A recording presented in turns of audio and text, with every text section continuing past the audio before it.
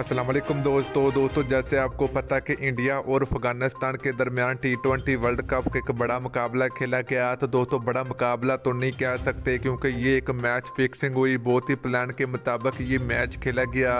तो दोस्तों जब टॉस हुआ दोनों कप्तानों के दरमियान, दोनों टीमों के दरमियान टॉस हुआ, तो टॉस जो कि अफगानिस्तान क्रिकेट टीम ने जीता तो कप्तान मोहम्मद नबी ने पहले बॉलिंग करने का फैसला किया।